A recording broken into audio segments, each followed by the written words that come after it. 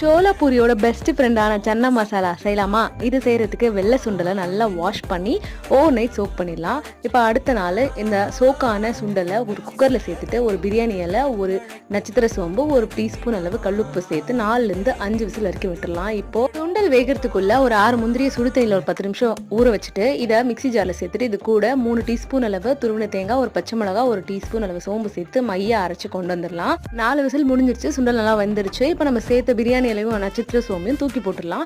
இதுலேருந்து 2 டீஸ்பூன் மட்டும் எடுத்து திரும்பவும் அந்த விழுதலை இன்னும் நல்லா ஃபைனாக அரைச்சு தனியாக வச்சிடலாம். அடுத்தது ஒரு கடாயில் 2 டீஸ்பூன் பட்டர், 3 டீஸ்பூன் எண்ணெய், ஒரு பிரியாணி இலை, ஒரு பட்டை, ஒரு நட்சத்திர சோம்பு, ஒரு டீஸ்பூன் அளவு இஞ்சி பூண்டு பேஸ்ட், ஒரு டீஸ்பூன் காஷ்மீரி மிளகாய்த்தூள், 2 டீஸ்பூன் தனி மிளகாய்த்தூள் சேர்த்து 2 மீடியம் சைஸ் அளவு பெரிய வெங்காயத்தை நல்லா அரைச்சி அதை சேர்த்துட்டு இது கூடவே நம்ம அரைச்ச தேங்காய் விழுது, மிக்சி ஜார் அலசின தண்ணி அதுவும் சேர்த்து நல்லா வதக்கிட்டு ஒரு 2 நிமிஷம் சிம்லி அப்படியே வதங்கினதுக்கு அப்புறமா ஒரு டீஸ்பூன் அளவு கல் உப்பு சேர்த்து ஒரு பிஞ்ச் அளவு மஞ்சத்தூள், 2